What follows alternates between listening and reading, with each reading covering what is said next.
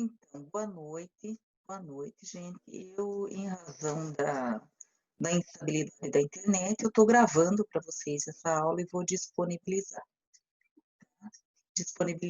no link do YouTube. Então, o que a gente estava falando? Do princípio da integralidade, intangibilidade e irredutibilidade salarial.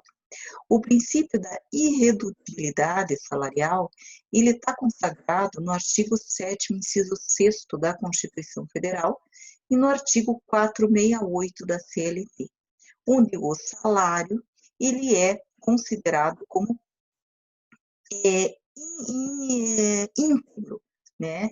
Ele é intangível. Você não pode modificar, você não pode reduzir, alterar o valor nominal do salário. Então, existe este princípio, que é o princípio próprio do direito do trabalho, de proteção ao salário, porque o salário ele tem uma perspectiva social, né? Então, o salário, ele, havendo instabilidade no salário, ele gera uma instabilidade social. E o Estado, ele tem que proteger o trabalhador contra as oscilações do mercado, que pode gerar uma oscilação salarial, reduzindo ou nominalmente ou através de descontos, né, desse salário, por isso o termo intangibilidade, tá? A intangibilidade, corresponde à proteção ao salário contra a penhora. Vocês já devem ter ouvido falar que o salário, ele é uma verba de natureza alimentar, então ele é impenhorável, não se pode penhorar o salário. A integralidade significa contra os descontos. O salário, a princípio, não pode sofrer descontos. Porém, este princípio, ele sofre algumas exceções. Vocês já devem ter ouvido falar de salário com desconto de pensão alimentícia, o salário com desconto de dedução do imposto de renda, da contribuição previdenciária, da contribuição sindical, empréstimos consignados bancários, né? Muitos acontecem já desconto em folha, salário utilidade, entre outros. Então, esses descontos, eles são exceções, porque eles são descontos legais e a lei autoriza esse desconto, tá? Então, aí eles não afrontam a integralidade do salário. A compensação recebida pelo trabalhador, seja ela in natura, que quer dizer isso, ou em pecúnia, ou em dinheiro ou em utilidade, ela não pode ser reduzida em nenhuma hipótese. Tá? Então, esse impeditivo é o que visa a estabilidade econômica do trabalhador. Eu falei para vocês. Por isso que é um princípio baseado na Constituição Federal. Ele tem uma roupagem constitucional. A possibilidade de redução do salário já era prevista no artigo 503 da CLT e pela Lei 4.923 de 65.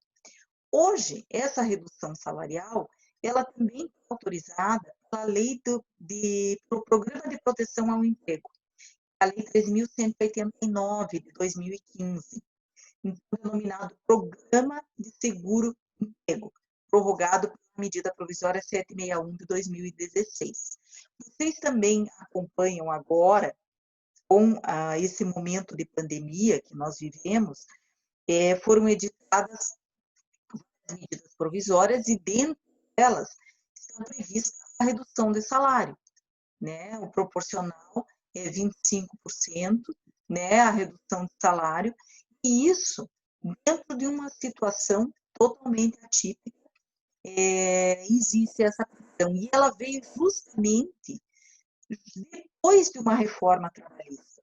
Então, vocês vão verificar que teve uma modificação até na interpretação desses princípios.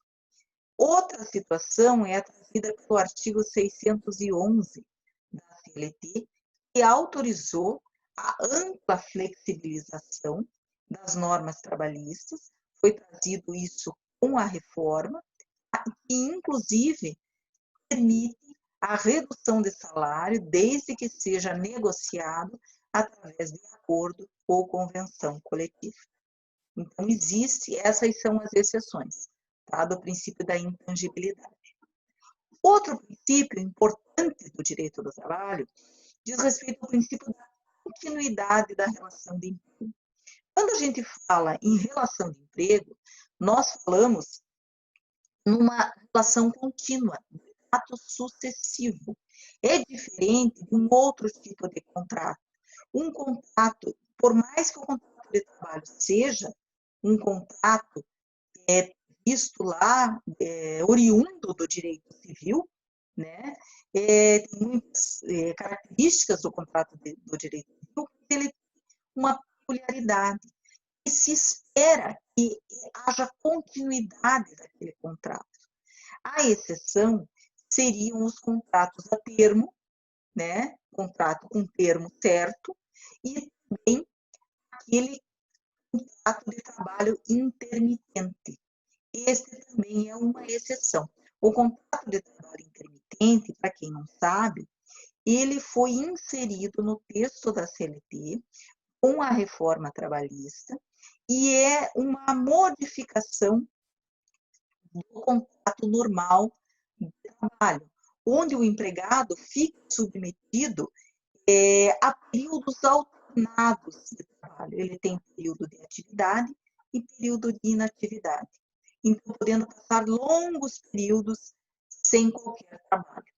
E aí, esse princípio da continuidade da relação de emprego, ele não se enquadra dentro dessa modalidade nova que foi trazida aí com a reforma trabalhista.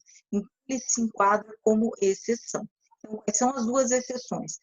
O contrato a termo e também o contrato intermitente. A termo é quando se sabe o período certo em que vai prestar o serviço. Contrato por prazo determinado. O outro princípio que eu trago aqui para vocês é o princípio da continuidade da empresa, ou da preservação da empresa, ou da função social da empresa. Por que precisa desse princípio?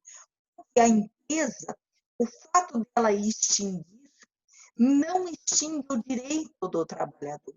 O trabalhador, independentemente da empresa existir, mudar de nome, mudar a razão social, alterar os sócios, ele não pode ter prejuízo com relação aos seus direitos trabalhistas.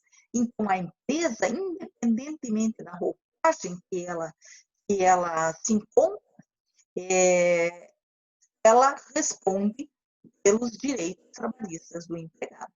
Isso aonde que está previsto, gente? Artigo 170 da Constituição Federal, para a sobrevivência da empresa nos casos de risco de sua extinção. Exatamente nessa situação que eu mencionei para vocês. Então, os efeitos daquela empresa e daquele contrato firmado entre o empregado e aquela empresa, eles se perpetuam no tempo. A maior incidência do princípio da preservação ocorre nos possíveis casos de dissolução de sociedade. Por exemplo, a retirada ou morte de um dos sócios ou administrador. Então, nada vai alterar, não pode alterar para o trabalhador a alteração da estrutura jurídica da empresa. Se nós formos estudar sucessões, né, aquisições, sucessões, vocês vão ver no artigo 10 e 448 da CLT os direitos, como eles ficam resguardados nesses casos. Tá? E tudo baseado nesse princípio da continuidade da empresa ou da preservação ou função social da empresa. Certo? Agora vamos passar para o princípio da inalterabilidade contratual impejus. Como eu mencionei na aula passada, os princípios da cláusula mais benéfica e que eu trouxe para vocês que não poderia uma alteração contratual ser prejudicial ao trabalhador, esse princípio da inalterabilidade contratual impejus quer dizer o quê? Em prejuízo, né? Em prejuízo. Então, as cláusulas contratuais, elas não podem ser alteradas para que o empregado sofra um prejuízo. Isso está previsto no artigo 468 da CLT. Esse artigo 468, ele sofreu alterações com a reforma trabalhista. Porém, ainda está vigente, né, a disposição do artigo 468 e tem exceções a essa alteração contratual. Eu já trago aqui para vocês. Então, esse princípio da inalterabilidade, ele tem origem no direito civil. Lembra que eu falei para vocês que o contrato de trabalho é um contrato de natureza civil. Então, vocês lembram do pacta sunt servanda? Isso, o que é estabelecido no contrato, ele faz lei entre as partes, né? Mas, como consequência lógica do princípio da proteção, um dos principais princípios do direito do trabalho, a CLT vedou a alteração contratual, mesmo que bilateral, quando prejudicial ao empregado. Então, veja, mesmo que se combine empregado e empregador, alterar aquele contrato de trabalho, o empregado concorda, o empregador propõe, o empregado concorda. Mesmo assim, se for prejudicial, ele é considerado nulo, tá? Por quê? Porque o direito do trabalhador, ele está acima do simples acordo entre as partes. Por que tudo isso? Porque ele visa um interesse social, de proteção ao salário, de proteção ao emprego e de estabilidade social e econômica. Tá? É válida alteração unilateral ou bilateral, desde que não cause prejuízo ao empregado, como um aumento ou redução de jornada. Digamos que tem uma redução salarial decorrente de uma redução de jornada. Então, ora, a pessoa vai trabalhar menos, mas vai receber menos em razão disso. Então, esse tempo que ela vai dispor a mais, ela pode se utilizar de outro trabalho, pode, de qualquer forma, trouxe um benefício para o empregado. Tá? E o princípio da irrenunciabilidade ou intransacionabilidade. O que quer dizer isso? Vocês já devem ter ouvido falar que o direito trabalhista é irrenunciável. Você não pode transacionar o direito trabalhista. Mas também vocês vão dizer assim, não, mas quantos acordos são realizados? Quantos acordos são feitos? As partes dispõem, né, dos seus direitos. Então, vamos lá, vamos por partes. O que diz o artigo 9º da CLT? O artigo 9º da CLT declara como nulo todo contrato que vise, todo ato, perdoe-me, todo ato que vise desvirtuar, impedir ou fraudar a aplicação dos direitos trabalhistas previstos em lei. Então, qualquer alteração contratual, digamos que seja um contrato de terceirização fraudulenta, tá? Um contrato que ele é uma maquiagem. Ele existe o vínculo de emprego, mas aquele contrato é pro forma, então ele é nulo. O trabalhador tem que entrar na justiça com base no artigo 9º da CLT e pedir a nulidade desse contrato. Por quê? Porque ele visa desvirtuar, fraudar as relações de trabalho. Ele traz o contrato de uma realidade que não é aquela vivida pelo empregado. Qual é o outro princípio que a gente visualiza aí? O princípio, vocês lembram? O princípio da primazia da realidade, né? Então, vejam, mesclam os princípios para você definir uma relação de emprego.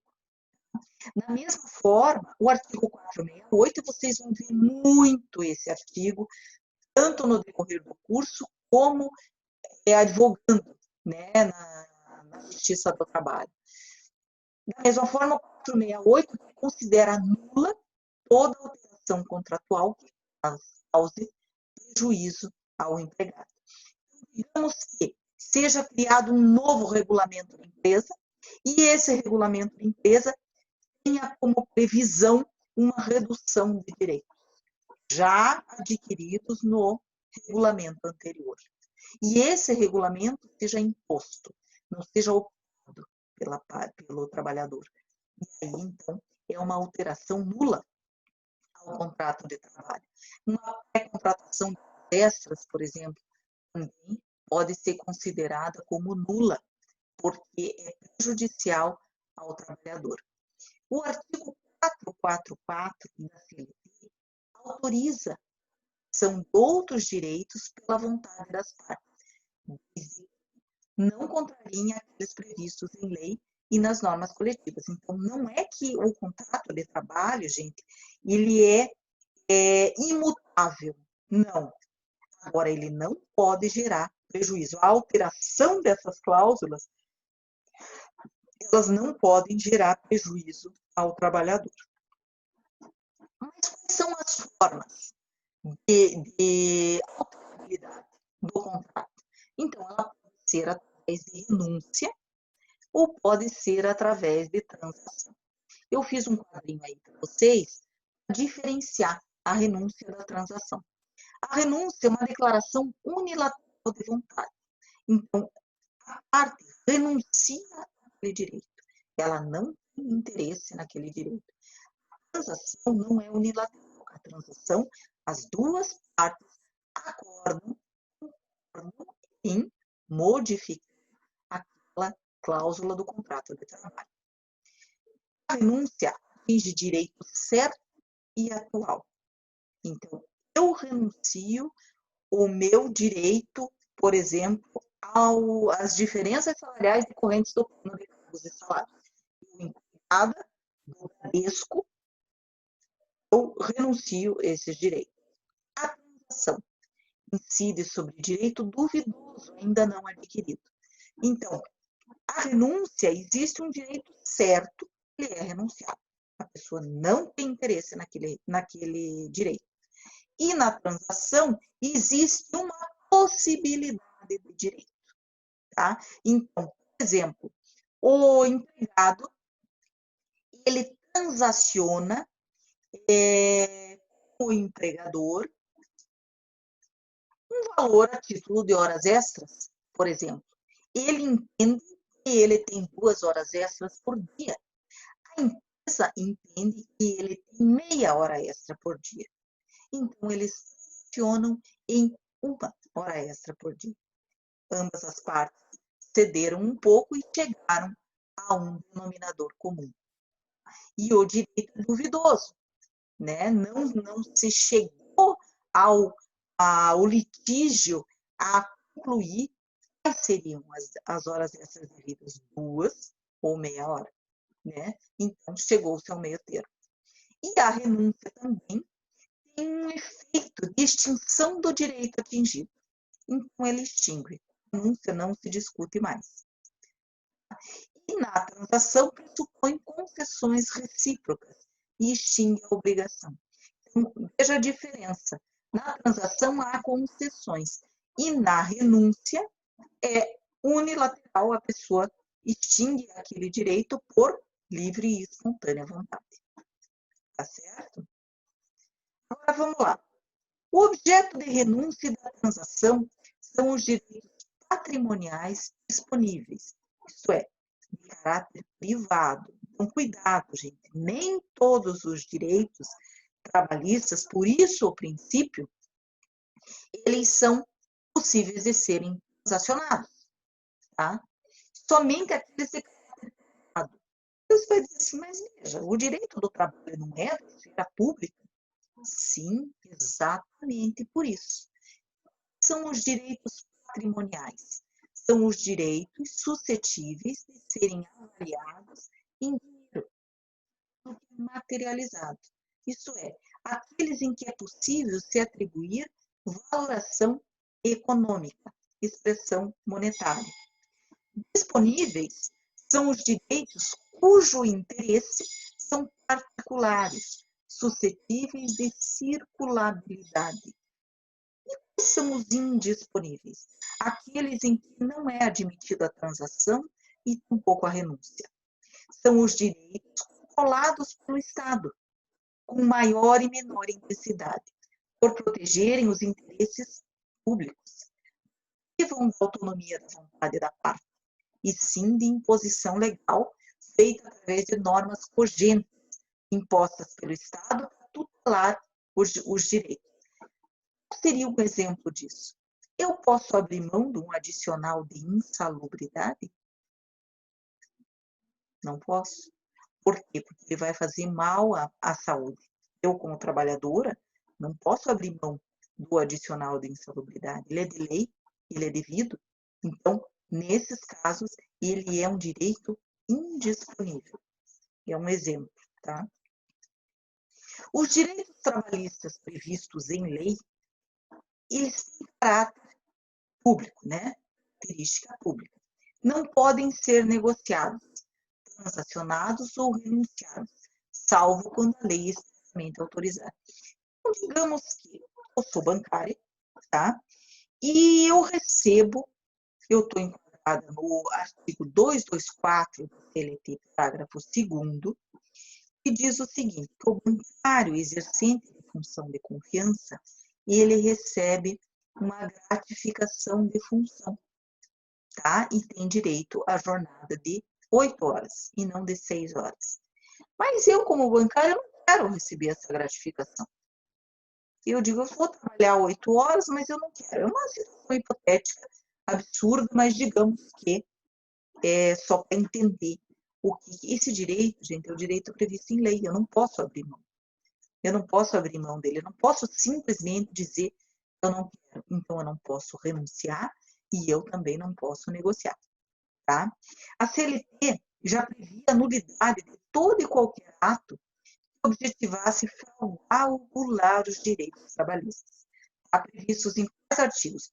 9º, 444 e 468. Se forem se depararem com alguma demanda trabalhista que visa a nulidade de algum do contrato de trabalho ou nulidade de alguma modificação que foi feita dentro do contrato de trabalho, certamente vão ser citadas essas 6 disposições da CLT, 9º, 4 e 68. Esses são os artigos que embasam o pedido de nulidade. Okay, mas está tudo muito bonito, não pode dispor do salário, não pode renunciar direitos, não pode transigir determinados direitos, mas existem exceções? Sim. Gente, há exceções. As renúncias e transações previstas em lei ou toleradas pela jurisprudência. Então, a gente tem a regra geral, porém, vocês vão ver que o direito do trabalho é cheio de exceções. E essas exceções nós vamos extrair da lei e da jurisprudência. A jurisprudência corresponde súmulas de jurisprudência, orientações jurisprudenciais e jurisprudências mesmo de vários tribunais, tá? Então, a Lei 5.107 de 66 instituiu, por exemplo, que o FGTS instituiu o FGTS e um tipo de renúncia durante o contrato de trabalho.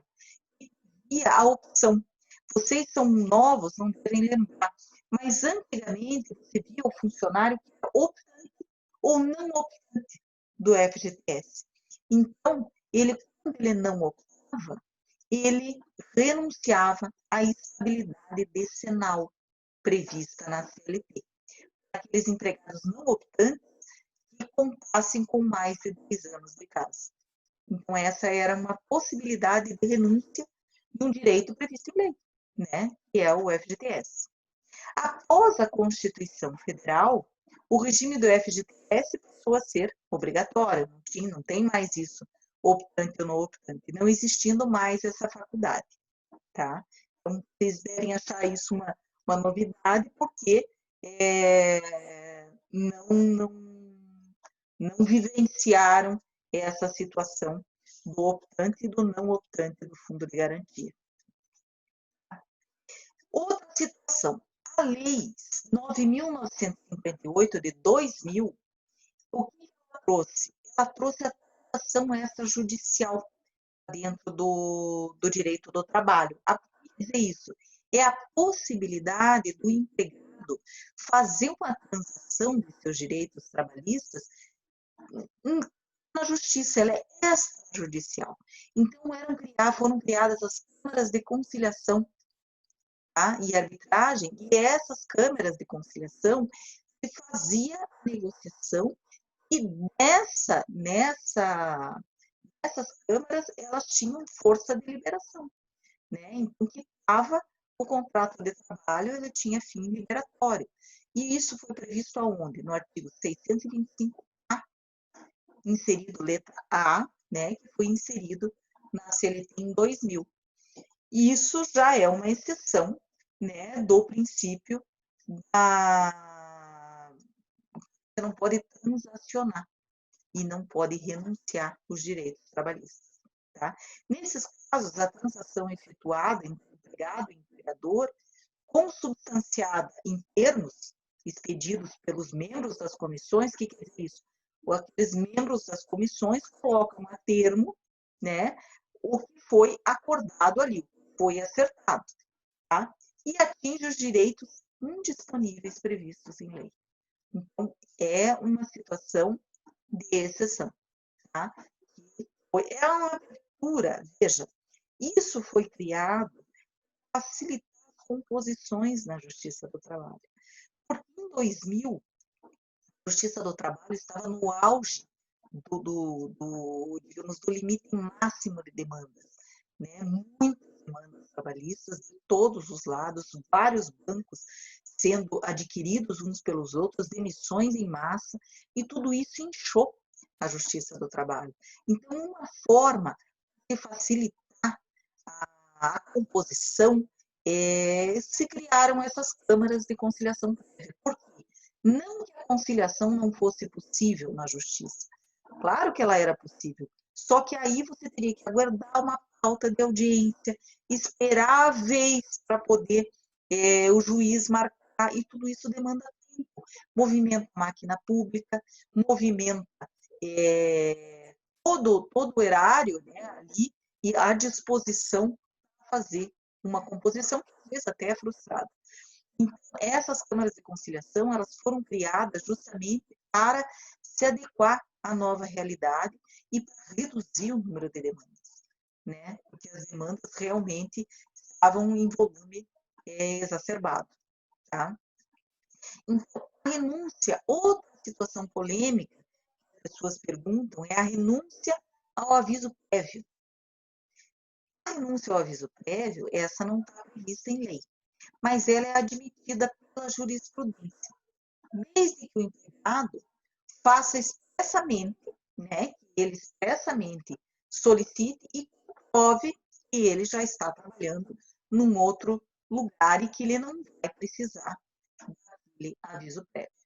Aí isso está previsto aonde? Súmula 276 do TST. Tá? Ao optar também por um regulamento interno, eu falei do regulamento interno, aí é uma exceção. Aqui que eu falei para vocês é imposto. Esse regulamento é uma opção. O empregado opta por fazer parte desse novo regulamento. Plano de cargos e salários ou norma interna do empregado e renuncia o outro plano de cargos. Isso é a súmula 51, inciso 2º do TST. É possível. É possível. Foi inserido aí também esse inciso 2º no artigo, na súmula 51, tá? Eu já falei para vocês isso na aula passada, inclusive. A ampla flexibilização através de acordo e convenção coletiva, com possibilidade de renúncia ou redução de direitos legais, artigo 7º, inciso 26 da Constituição, 611 da CLT. Tá? Isso também trazido com a reforma trabalhista. Desistência do exercício do direito do vale-transporte. Veja, o vale-transporte, ele é um direito garantido por lei. Então, se você desiste desse direito, você está contrariando o princípio de renunciabilidade de direitos, mas ele está previsto como possível, como legal dentro das exceções. Ok? Agora eu vou trazer para vocês especificamente, gente, quais foram as renúncias e transações trazidas pela reforma trabalhista, além da ampla flexibilização coletiva, que foi trazido com a Lei 13.467 de 2017. O que mudou? Tá? Então, primeiro, o trabalho intermitente, né? Foi o que eu falei para vocês que teve essa modificação. Autoriza a jornada móvel variada e o trabalhador variável, né, aquele que faz um bico, a imprevisibilidade da prestação de serviços, ferindo de morte os princípios da segurança jurídica e de proteção ao trabalhador. Então, esse trabalho intermitente, ele simplesmente acabou com o princípio, seja aquele princípio da continuidade, né, na relação de emprego, que eu falei para vocês, e da segurança jurídica e proteção.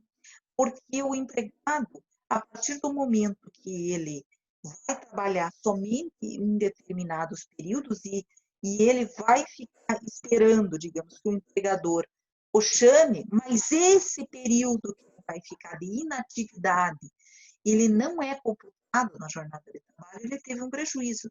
Então, o trabalhador tinha um contrato normal de trabalho e o contrato dele foi transformado em contrato intermitente, veja, é evidente o prejuízo ao trabalhador, mas pela nova legislação trabalhista isso é possível.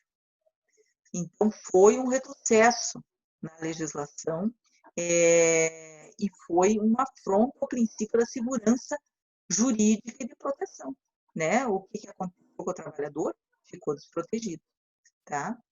E outra situação, de acordo com o artigo 2º e 3º da CLT, esses dois artigos, eles dizem respeito à relação de emprego. Tá? O artigo 2º trata do empregador e o artigo 3º trata do empregado. Ele diz o seguinte, em razão desses dois artigos, o empregador é que corre os riscos da atividade econômica empresarial. Tá? Agora, no contrato de trabalho intermitente, o que acontece? O risco da atividade econômica é repassado ao empregado, né? O que não é possível nas relações de emprego. E por que eu digo isso? Por que é repassado ao empregado? Porque o empregado, ele passa a contar com as suas próprias atividades. Né? Ele mesmo acaba assumindo aquela relação numa situação que era somente extensiva à empresa. Né? Então, também é uma afronta à proteção ao trabalhador. Tá? Os dois artigos 443 e 452A passam ao trabalhador os riscos inerentes ao empreendimento. Tá? Então, isso é um retrocesso da Justiça do Trabalho que veio com a reforma. Que o trabalho seja executado de tempos em tempos, sem garantia mínima de salário mensal e sem previsibilidade de quantidade mínima de dias de trabalho por ano ou por mês, equipara o trabalhador assalariado, né, o trabalhador subordinado a um trabalhador autônomo. Autonomia para gerir o seu trabalho da melhor maneira, mas ele não tem essa autonomia. Então, esse trabalhador intermitente, que é o que nós estamos falando, veja como ele fica em desvantagem do trabalhador comum. Então, ele repassa os riscos do negócio. Esses riscos que a gente está falando é exatamente isso. Você ficar aguardando, você não tem uma quantidade mínima de dias de trabalho e nem a previsibilidade do salário mensal. Isso é totalmente contrário às normas e aos princípios trabalhistas estudados até agora. Tá? Então, só para vocês visualizarem como essa reforma trabalhista trouxe modificação aos princípios fundamentais do direito do trabalho. O trabalhador aceitar o contrato intermitente, ele renuncia às garantias do empregado comum. Então, ele passa por uma categoria diferenciada, às vezes é a opção que ele tem, né? O empregador pode colocar para ele essa possibilidade ao invés de ele ser demitido, mas ele tem uma gama de direitos aí que foram solapados, né? Prejudicados. Então, vamos lá. Falando do famoso artigo 444, né? Livre autonomia, eu trouxe para vocês o texto da lei, só para vocês entenderem. O 444 diz o seguinte, e o parágrafo único: as relações contratuais de trabalho podem ser objeto de livre estipulação das partes interessadas, em tudo quanto não contravenha às disposições de proteção ao trabalho, aos contratos coletivos que lhes sejam aplicáveis e às decisões das autoridades competentes. Mas e o parágrafo único? Ele especifica mais. A livre estipulação a que se refere o caput desse artigo aplica-se às hipóteses previstas no artigo 611-A desta consolidação, com a mesma eficácia legal e preponderância sobre os instrumentos coletivos. No caso de empregado portador de diploma de nível superior e que receba salário mensal igual ou superior a 2 vezes o limite máximo dos benefícios do regime de previdência social. O que é isso aqui, gente? Trouxe o hipossuficiente dentro do contrato de trabalho, tá? Então, aquele trabalhador que ele recebe um salário mensal igual ou superior a 2 vezes o limite máximo dos benefícios, isso vai gerar, se não me engano, em torno de 12 mil e alguma coisa, e ele pode livremente, tá, negociar as relações de trabalho. A livre estipulação que se refere a esse caput aplica-se nas hipóteses do artigo 611-A, né, que fala das negociações coletivas, e ele tem ele tem que ter um diploma de nível superior. Mas, gente, será que salário é o elemento correto para se deixar tão livre a negociação do contrato de trabalho sem proteção? Os direitos trabalhistas previstos em lei, eles são indisponíveis, né? Irrenunciáveis e intransacionáveis. Essa é a sua característica pública. E o valor do salário não deveria alterar essa natureza, tá? Então, a partir da reforma trabalhista, o que aconteceu?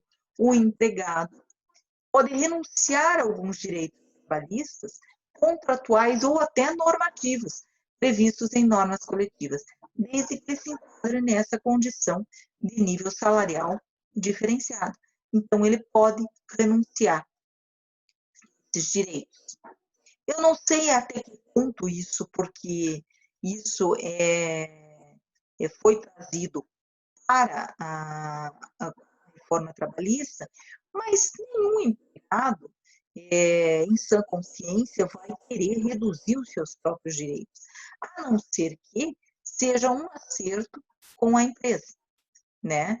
Ele pode acertar com a empresa, ver uma mobilidade de horário, de repente alguma possibilidade. Eu acho que foi mais ou menos nesse sentido que o legislador essa negociação. Parte-se do pressuposto de quem tem um salário acima de 12 mil reais tem um discernimento nível superior, ele tem um discernimento da sua própria vida e da sua própria situação econômica e financeira, capaz de gerir, né, o seu contrato de trabalho da maneira que melhor lhe convier. Mas isso, por mais que seja uma consequência lógica e até razoável, se for entendido do ponto de vista racional, né, da pessoa, do homem médio, né, o ponto de vista de que a pessoa tem esse discernimento, mas não justifica dentro dos princípios que a gente viu até agora, tá? Não seria aplicável. A Folha Bonfim, que é a A autora que eu estou me utilizando para basear as aulas de vocês, ela não concorda com essa alteração. Ela diz que está solapando os princípios do direito do trabalho. Eu entendo que sim, também. Só que há casos em altos executivos, por exemplo, aí eu até acredito que essa seja válida, essa composição, né? Mas 12 mil reais hoje, se você for pensar em termos, por exemplo, de profissionais em São Paulo, que o nível salarial é alto, não são de tanta relevância assim. Então, não se aplicaria, no caso, de maneira justa, essa alteração dos princípios. A finalidade do disposto no parágrafo único do artigo 444, então, da CLT, foi tornar disponível os direitos legais, né, previstos em lei, não constitucionais, dos que recebem um valor elevado, igual ou superior a 2 vezes o piso máximo da Previdência Social. Tá? Mas aí vai da interpretação de cada um. Tá? Outra situação, o PDV. Você ouviu falar no PDV? Né? Programa de demissão voluntária, norma coletiva, quitação geral. Os PDVs a gente já viu por aí, não dava quitação. Né? Agora, com a reforma trabalhista, o artigo 477B, ele trouxe para o texto de lei a possibilidade de quitação total, adquirida através do plano de demissão voluntária, desde que conste, né, convenção coletiva.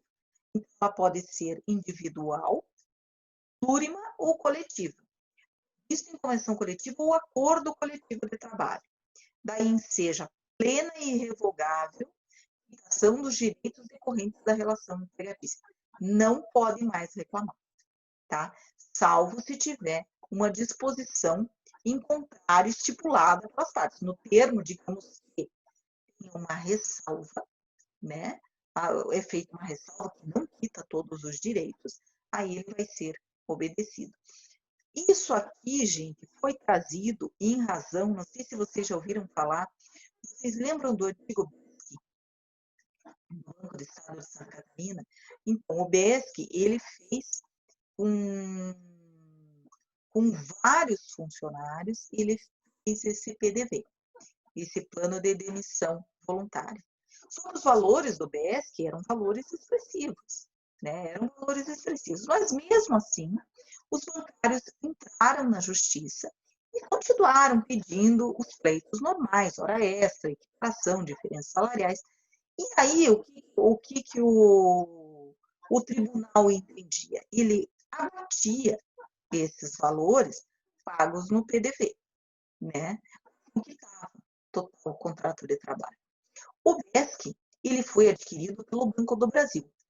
E o Banco do Brasil, ele tem, por praxe, se utilizar de todos os recursos possíveis, eles vão até a última instância, inclusive até o STF.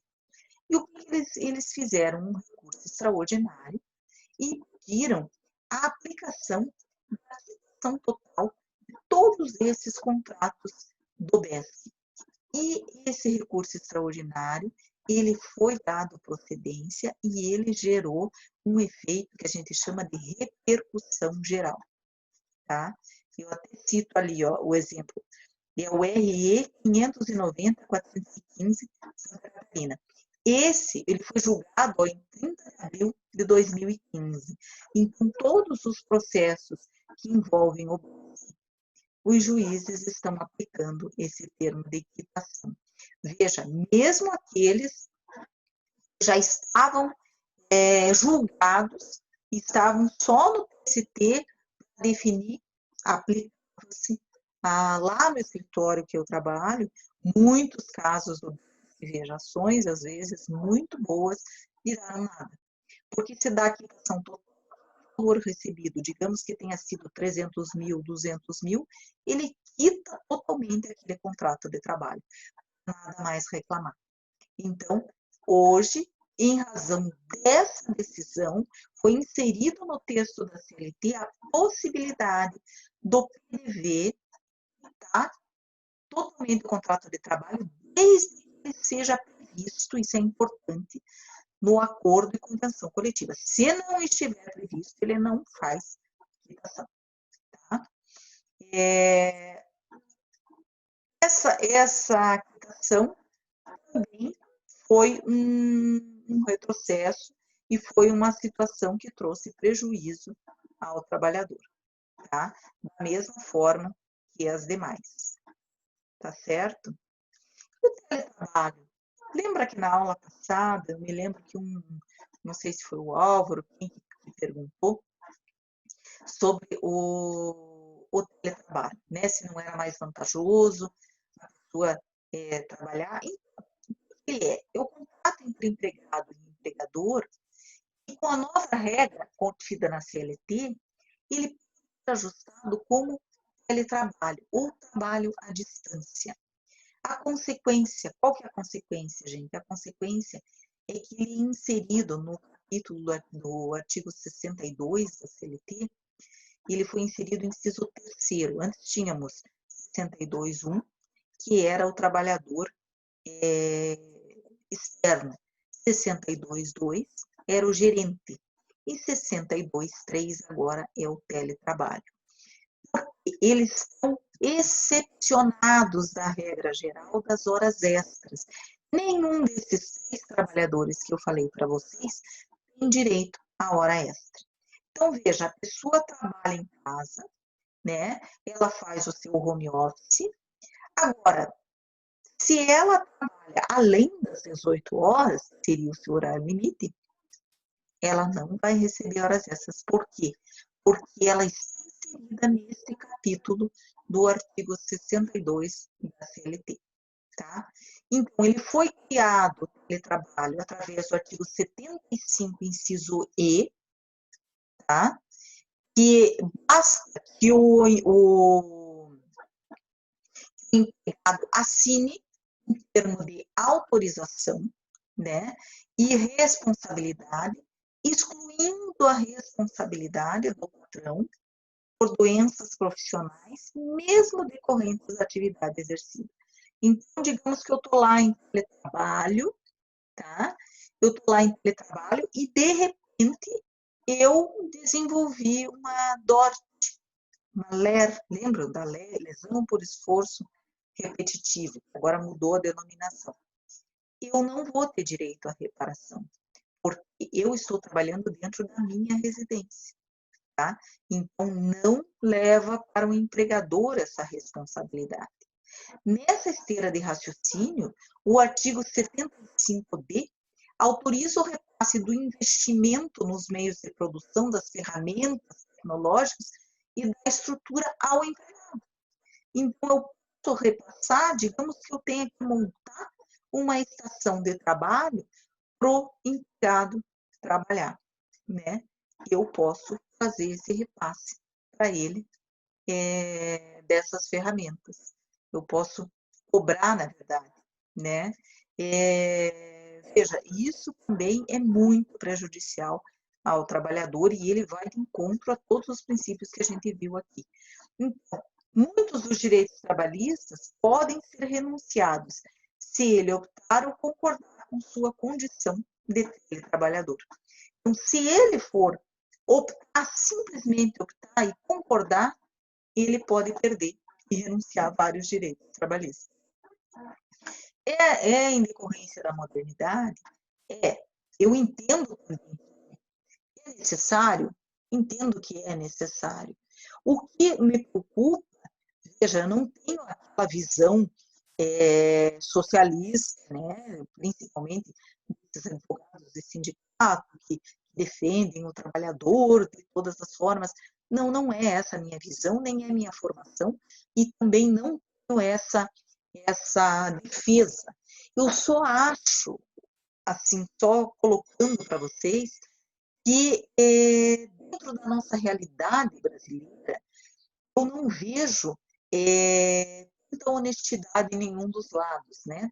tanto o trabalhador, que às vezes quer levar uma vantagem do empregador, e tanto do empregador, que às vezes quer também lucrar em cima do empregado. E essa disparidade, essa falta de concretismo com relação às relações de trabalho é que me preocupa, sabe?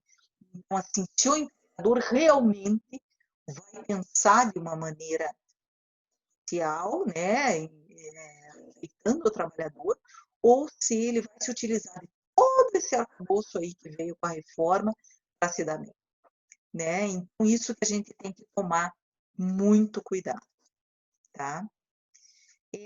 O distrato. O que é o distrato? Visto no 484A da CLT. É a extinção do contrato por comum acordo. Isso é uma novidade, hein, gente? Não tinha isso. Né? Ou ele era demitido sem justa causa, ou por justa causa, ou era pedido de demissão. Agora não. Agora eles podem acordar e rescindir o contrato de trabalho. E o PDV, né, Programa de Demissão Voluntária, é uma espécie de distrato. Só que a iniciativa do PDV é do empregador. Esse distrato que está previsto na CLT agora nem depende de PDV. As partes podem chegar a um comum acordo de que elas não querem mais aquele contrato de trabalho. Essa novidade legislativa permite o levantamento do FGTS, mas ele não é integral, viu, gente? É só de 80%. E metade do aviso indenizado, metade da indenização adicional sobre o FGTS, além das férias e 300 que tiver direito. Tá? Assim, o aviso prévio e a indenização adicional do FGTS são transacionados com o patrão, para que este pague metade do valor e que seja devido em caso de despedida imotivada. Então, vocês vejam que esse distrato, essa modalidade do distrato, ela se choca com esse princípio que a gente mencionou antes, que não se pode transacionar, né, os direitos trabalhistas, da irrenunciabilidade e intransacionabilidade dos direitos trabalhistas. Ele se choca com esse princípio. Tá? O que diz lá o artigo 484A é muito enfadonho, eu não vou ler para vocês, mas vocês exatamente o que eu já mencionei. Eu só coloquei ali para ele ficar mais visível e vocês irem se acostumando com a leitura. Outra coisa, gente, eu acho bem importante vocês acompanharem as aulas juntamente com a CLT. A CLT vai virar a Bíblia de vocês aqui, para o direito do trabalho. Não tem como entender direito do trabalho sem CLT. A CLT é o elemento essencial para as nossas aulas. A gente vai ler tudo no texto de lei. Então, se vocês forem responder um questionário que eu coloquei para vocês, se vocês forem ver alguma questão prática, tudo está na CLT. Tudo vocês encontram na legislação. Arbitragem. Arbitragem, eu trouxe do artigo 507A da CLT. Tornou disponíveis todos os direitos trabalhistas dos empregados. De novo, gente, recebem mais que o teto ali imposto a autorizar o que o eventual líder do contrato de emprego possa ser resolvida por arbitragem. Nos contratos individuais de trabalho, cuja remuneração seja superior a 2 vezes o limite máximo do piso da Previdência Social, tá? Dos regimes de benefício geral da Previdência Social, poderá ser pactuada a cláusula compromissória de arbitragem. O que quer dizer isso? Os conflitos decorrentes daquela relação de trabalho, eles não, se tiver essa cláusula compromissória, ele não vai para a Justiça do Trabalho, ele sim vai para uma Câmara de Arbitragem, ela é administrativa, resolvido administrativamente e não na Justiça. Tá? Então, essa também é uma exceção às regras dos princípios da intransacibilidade e da irrenunciabilidade dos direitos trabalhistas. Ele é bem parecido com aquela outra situação que eu coloquei. Vocês que eles podem transacionar livremente, né, as cláusulas de seu contrato de trabalho, e da mesma forma, se houver algum conflito, ele vai ser submetido caso tenha essa cláusula compromissória.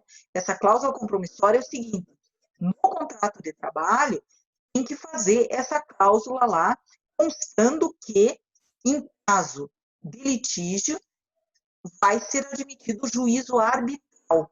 Ele é administrativo e não judicial.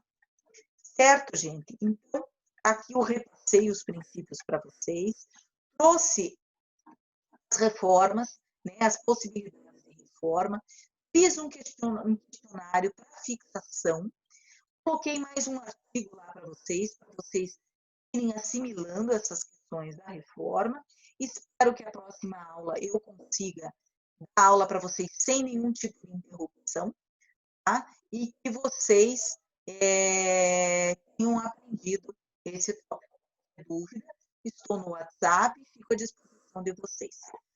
Muito obrigada, atenção de todos e até a próxima aula. Boa noite.